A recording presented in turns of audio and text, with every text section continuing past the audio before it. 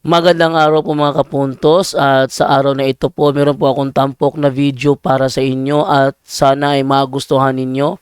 Kaya sa mga bago pa po sa aming channel, please po don't forget to hit the subscribe button at ang notification bell para maging notified kayo sa bawat video na ilalabas ko sa channel na ito. At bilang kahilingan po ng punto por punto team at naway maintindihan po ninyo, sana po wag nyo pong i-skip yung mga ads sa aming mga video. Sa maliit na bagay na po na yan, malaking tulong po yan sa ating programa at sa ating ministry. Sana po maunawaan po ninyo. Maraming salamat po, kaya wag na po natin patagalin. Simulan na po natin.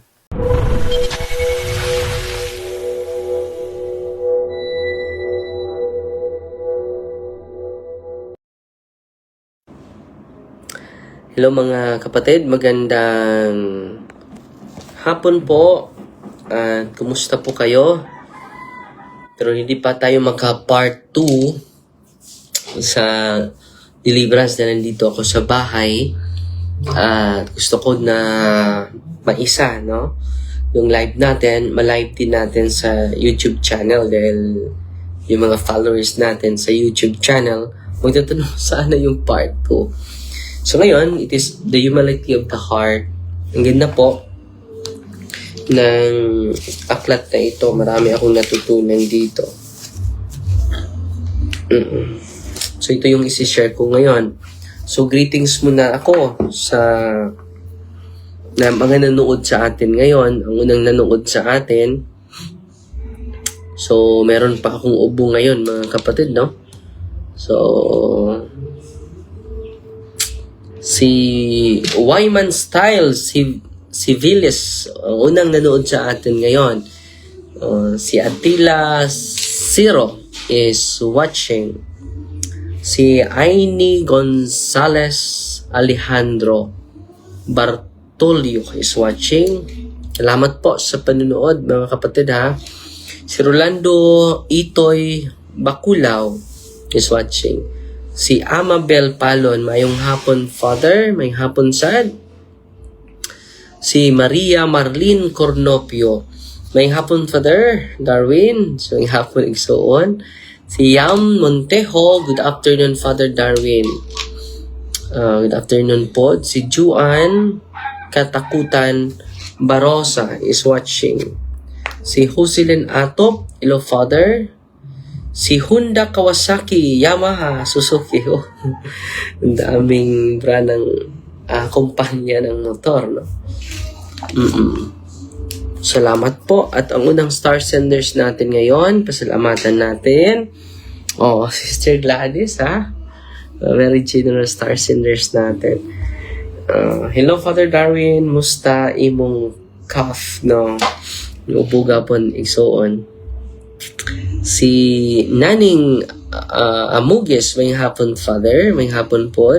Si Lia Zel Gonzaga is watching. Si LG Rizal, magandang hapon Father. Magandang hapon din. Si Puli Puhas, mayong hapon Father. Si Leisel Pino Kalibog, hi tre, good PM diha. Good PM sa si Choi Quem, no? Yes, watching si Gingging. Good afternoon, Father. Watching from Hong Kong. Salamat. Si Maria. Maria Marlene Cornopio watching here in Cebu. Okay. Si Carolina Escoza is watching.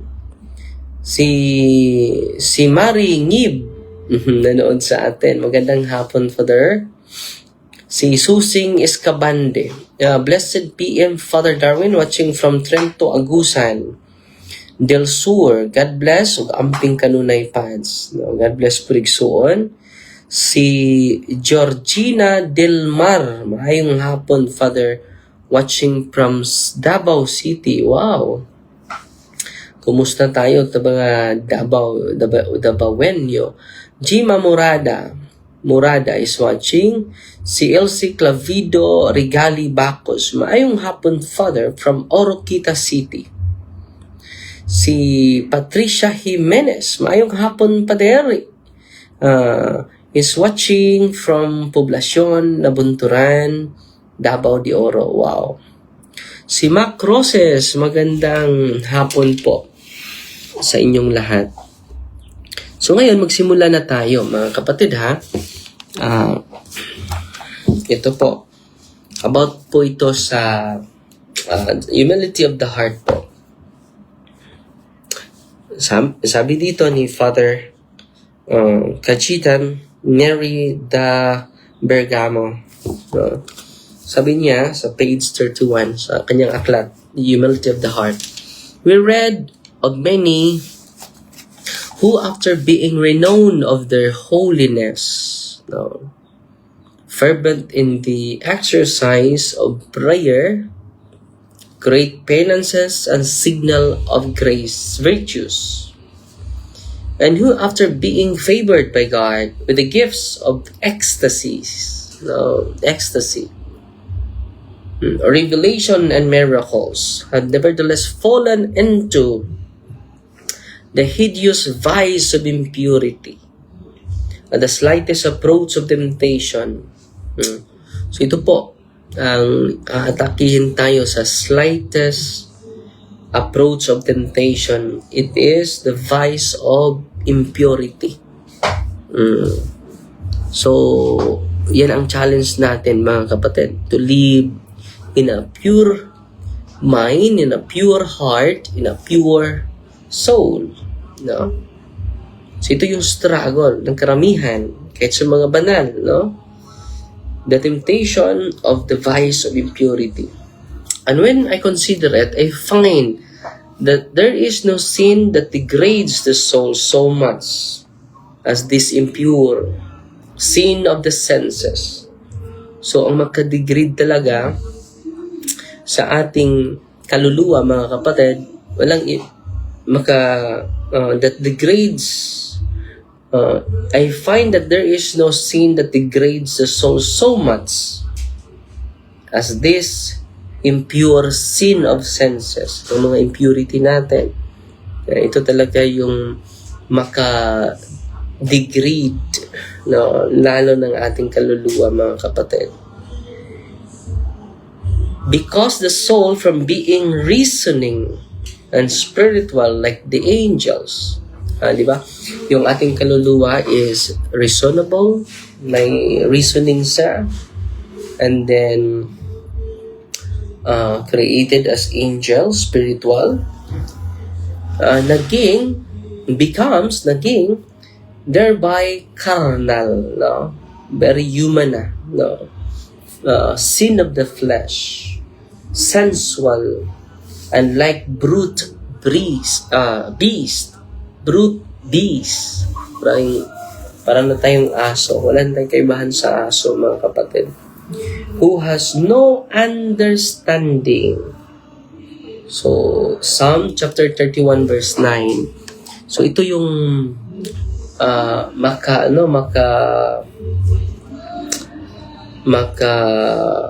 degrade ng ating kaluluwa. Dahil yung kaluluwa natin is reasonable, may reasoning, and spiritual. So yan po yung kaluluwa natin.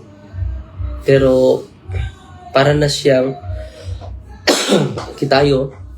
para na tayong walang kaibahan sa mga walang intellectual, no? So yan po ang makadegrade sa ating kaluluwa. The vice of impurity. I am constrained to adore with fear of the supreme judgment of God. And I also, for my own warning, to learn that pride was the reason. So, sa lahat ng kasalanan natin, pride talaga yung pagpataas sa atin. Pride was the reason, and so great a fall. So, bakit ba tayo grabe yung pagkatumba natin? Because of pride. Wala nang iba po. We should all exclaim with the prophet. Exclaim. And being exalted, I have been humbled and troubled. Psalm chapter 87 verse 16. So, kung ipataas natin yung sarili natin, no, I have been humbled and troubled. So, we experience uneasiness. We experience confusion. We experience no inner peace, mga kapatid. And say to ourselves the words which he said to Lucifer after he had said in his heart. Anong sabi ni Lucifer? Lucifer, I will ascend. How art thou fallen from heaven, O Lucifer? Isaiah chapter 14, verse 13 to 22. Nung sinabi niya sa kanyang damdamin na ako po ay pupunta sa pinakamataas. Anong kalugan yun? It is all about pride. Gusto niyang pantayan ng Diyos. Hindi lang pantayan ng Diyos. Gusto niyang lamangan ng Diyos. Paano niya malalamangan ng Diyos? Lucifer, yung demonyo ay created lamang. So dito mga kapatid, na-highlight. Nagsisimula yung kasalanan natin dahil sa pride po. One of the capital sin is pride. Dahil sa pride talaga. And we violate the law of God. The soul is humbled according to the measure of its self-exaltation. And great must have been the pride which is followed by such a tremendous and abominable humiliation. So, ano?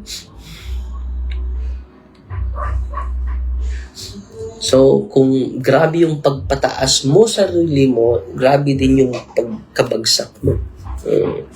Yan ang sabi dito. The soul is humbled according. So, according to the measure of its self-exaltation. Kung pinataas mo na yung sarili mo, pinataas na yung sarili natin, nataas din yung bagsak natin. No? So, dito po ay maganda itong palatandaan na hindi tayo magpataas sa sarili natin. Kahit anumang posisyon ang naabot natin.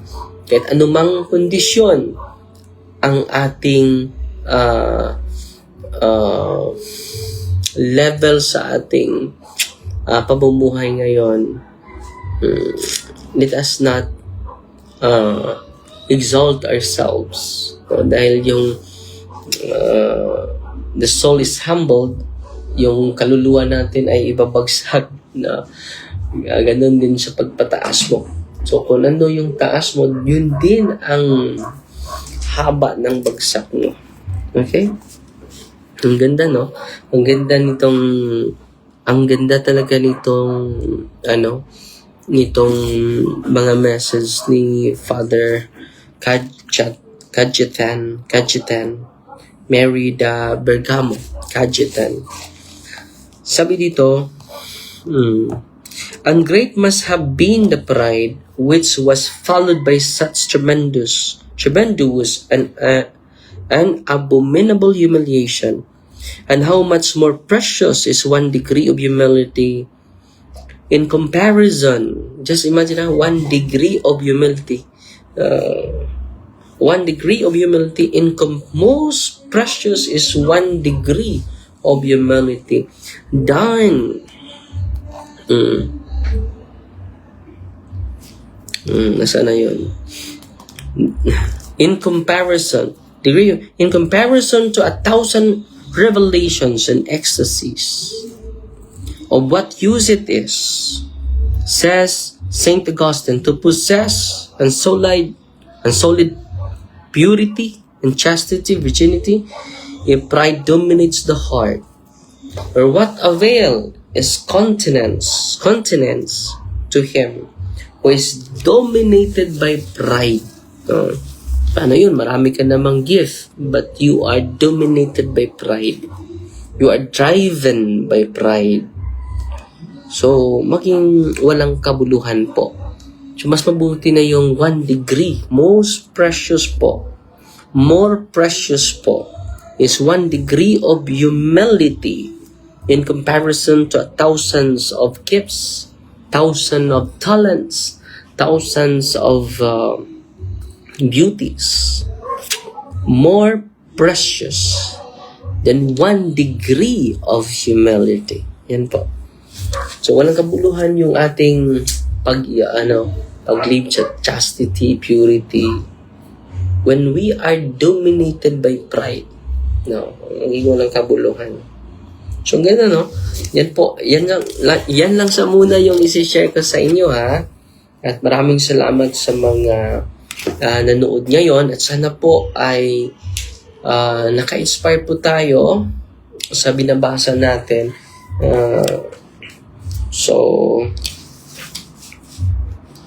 Sa binabasa natin ngayon. So, the soul, summarize, the soul is degraded so much as this impure sin of the senses. Degrade yung ating soul because of the vice of impurity. Pangalawa, lahat ng kasalanan natin rooted from pride. No? And then, pangatlong na-highlight dito, kahit ano pa yung mga na-achieve mo, mga virtues, without this 1 degree, more precious pa yung 1 degree of humility than to a lot of ecstasies, talents, and revelation gifts, prophecies na natanggap mo. It is nothing without humility. If you are dominated by pride, when you are driven by pride, no, kapatid, maging walang kabuluhan po. So, ang ganda, no? No, ang ganda talaga. I'm so inspired reading this book. Maganda, marami akong natutunan, mga kapatid. At ma-apply ko sa araw-araw ko na pagbibigay ko sa sarili ko, sa Panginoon at sa inyo na nandito, laging sumusunod sa atin. Okay? Salamat, ha? At pasalamat na lang ako muna sa mga star senders natin. Si Gladys Santilan Pinili nagpadala ng 100 stars. Salamat po. Si Army Parahis nagpadala ng 50 stars. Salamat po sa generosity po. Si Gina Apatan Dinukot nagpadala ng 50 stars. Si Eden Dublin Diaz nagpadala ng 50 stars. Sheila Love, good afternoon, Father D. Nagpadala ng 200 stars. Salamat po. At magbasa lang ko ng ilang komento, ha.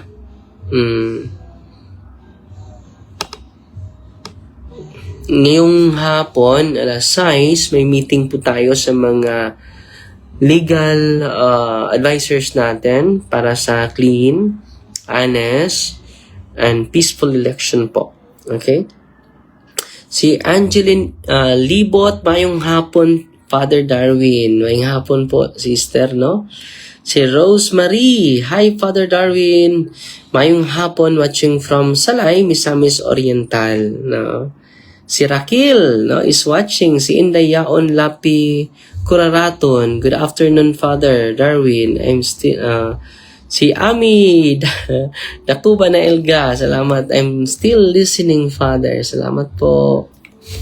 So, si Mildred Canyon Angub, nagpadala ng 100 stars. Salamat po. Si Eden Mirantes Clemente, hello, Father. Hello, Pads. Okay ba na i-pray ko yung prayer for protection? Pinipray ko after sa rosary every day, yung consecration of the family. Okay lang po. Pero kung hindi na kaya sa oras po, hindi naman yan every time lang na merong kailangan na mag-deliverance ka sa bahay mo, yun, pwede mo i-pray yun. Pero hindi kailangan araw-araw.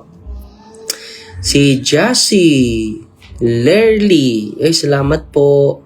Nagpadala sa atin ng 100 stars. Si Loridel Ticong Corpo, salamat po. Nagpadala siya sa atin ng 50 stars. Salamat po. Si Albert Tagaro is watching. Si Christine Sunet No, mayong hapon, Father. May hapon po. Si Leah Gumbok is watching. Si Ching Kasakwit. Amen. Nanood sa atin. Si Oknar Testa watching from Mulavi, Zamboanga del Sur. God bless you, Padre. God bless you too, kapatid, no? At si Amy Picho Ikuben is watching. Si Zosa Bautausa Andales Sarda. Mayong hapon, Father Darwin, watching from Panabo City. Si Alpha is watching. Si Annabel Dakulo. Mayong hapon, Father. Si Rondero Fuentes Jason is watching. Si Ragni Oliva nanood sa atin. Si Vicencia Galbezo Baha nanood sa atin. Si Hilbert Gonzalez is watching. Si Merlin Jaro Mahom Nogal. Good afternoon, Father. God bless you. Si Pastora Antasuda Simbahon. Magandang hapon, kapatid. At si additional 50 star. Nagpadala si Nes Bors. Nagpadala 50 star. Salamat, Nes. Si Rostisi Canales. Good evening, Father, and to everyone. God bless you all. So, God bless you. Also, si Inday Yaon Lapi Kuraraton. Amen. Si Victoria Gosmana is watching. Si Juna Rosal, Florida. Father, mayong hapon og sa inyong tanan yung nagsubaybay kay Father Darwin. Salamat si Sir John, ha? Si Gerson Mayormita. Amen. Yun ang ikabagsak mo. Masakit yun, Father. God bless, kapatid. Si Ami Clorion is watching. Si Maricho Arcelia. Magandang buhay po, Father. Watching from Valenzuela City. Si Richard Eric Aparecio is watching. Si Evangeline Mejias Galeste. Si Merly Miloria Arabaca. Maujud, Father, basta pride maghari, wala na'y pakialam kahit sino pa ang masaktan. Totoo po yun. Si Evelyn Pambi, nagpadala na 50 stars. Salamat po. At yun lang, ha. Mag-exercise muna tayo para lalabas yung pawis natin. Okay? So, Fighty Maria, Tatak CFD, with a humble heart. Don't forget to pray the rosary, ha. Every day po yan. Kahit pagod tayo, magdasal tayo ng rosaryo. Ipagdasal natin ang mga mahal natin sa buhay. Ipagdasal natin ang bawat isa natin.